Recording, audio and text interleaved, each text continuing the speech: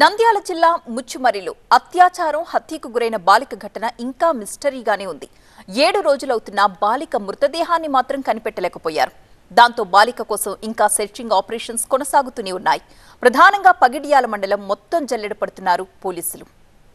ఈ నెల 7వ తారీఖున పార్కులో ఆడుకుంటూ ఉన్న బాలికని ఎత్తుకెళ్లిపోయి అత్యాచారం చేసి చంపేశారు ముగ్గురు మైనర్లు.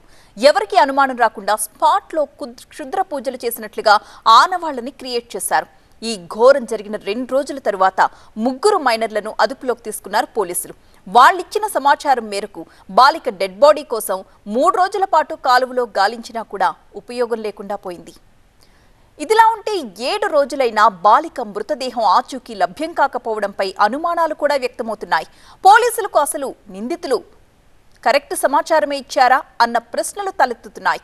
ఈ క్రమంలోనే మరో ట్విస్ట్ నెలకొంది. కేసు దర్యాప్తులో భాగంగా మైనర్లతో పాటు వారి తల్లిదండ్రుల్ని సైతం విచారిస్తున్నారు పోలీసులు. అయితే హత్య తరువాత బాలికను కాలువలోకి తోసేశామని నిందితులు చెప్తుంటే వారి పేరెంట్స్ మాత్రం బాలికను శ్మశాన వాటికలో పాతిపెట్టారని చెప్పడమే షాకింగ్కి గురి చేస్తోంది. నిందితుల పేరెంట్స్ చెప్పిన కోణంలో ముచ్చుమరితో పాటు కొణిదెల, వనుములపాడి గ్రామాల్లో ఉన్న శ్మశాన వాటికల్లో కూడా తనిఖీలు చేశారు పోలీసులు.